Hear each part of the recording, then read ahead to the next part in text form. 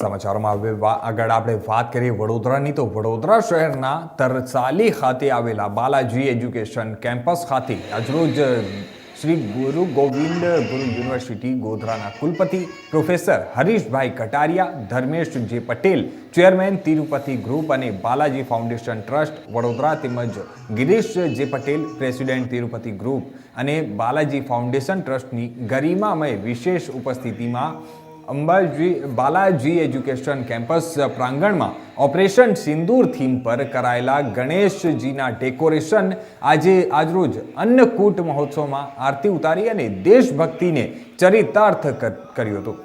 આ સુંદર આયોજન કરવામાં આવ્યું હતું. ત્યારે જણાવી દઈએ કે આ ઉપરાંત આજરોજ કોલેજ ખાતે વિદ્યાર્થીઓ સાથે શૈક્ષણિક ચર્ચાઓ, ઓર્ગન ડોનેશન, બ્લડ ડોનેશન સહિતની વિવિધ સેવા પ્રવૃત્તિઓ જે છે તે પણ કરવામાં આવી હતી.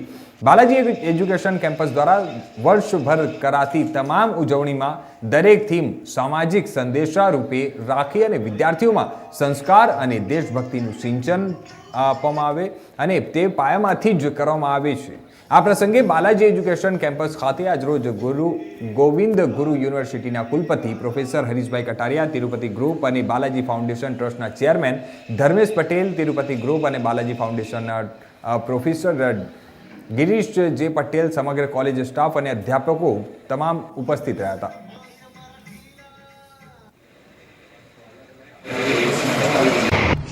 આજનો દિવસ આપણા સૌ માટે ખૂબ આનંદનો દિવસ છે, કારણ કે આજે આપણે જે પ્રાંગણમાં ઊભા છીએ એ તિરુપતિ ગ્રુપ ઓફ કોલેજીસના પ્રાંગણમાં ખૂબ સુંદર મજાના ગણેશોત્સવનું આયોજન થયું છે.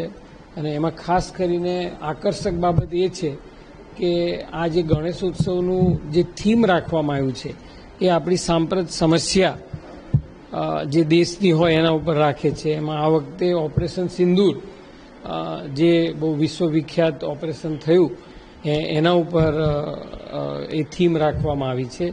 અને આ થીમથી ખરેખર સમાજની અંદર અને વિદ્યાર્થીઓની અંદર એક ખૂબ પોઝિટિવ મેસેજ ગયો છે. વિદ્યાર્થીઓમાં રાષ્ટ્રભાવના, આપણી એકતા, અખંડિતતાના એને દર્શન થયા છે.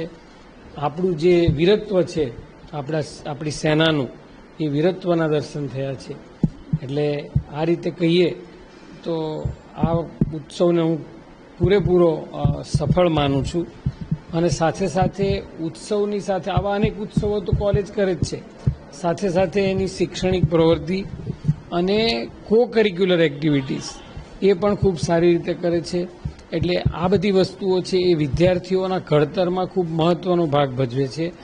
અને અહીંયા જે આઈટીઆઈ વગેરે જે કોર્સ ચાલે છે એમાં તો 100% પ્લેસમેન્ટ.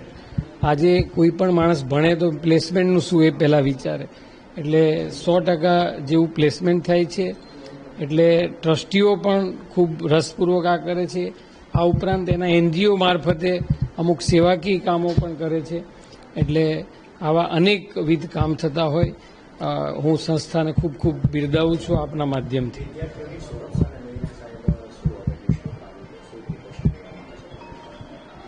વિદ્યાર્થીને હવે જો આ તમે એવું ગણો તો આ જે થીમ રાખ્યું એ પણ એક અવેરનેસ માટેનું થીમ જ છે. એવી રીતે વ્યસન મુક્તિ હોય, પછી આજે દાખલા તરીકે ઓર્ગન ડોનેટ કરવા, તો એનાથી ઓર્ગનનું કેટલું ઇમ્પોર્ટન્સ છે એની એક જાગૃતતા આવશે. તો આવા જાગૃતતાના અનેક કાર્યક્રમો કરીને વિદ્યાર્થીઓને પ્રોત્સાહિત. સમાચારોમાં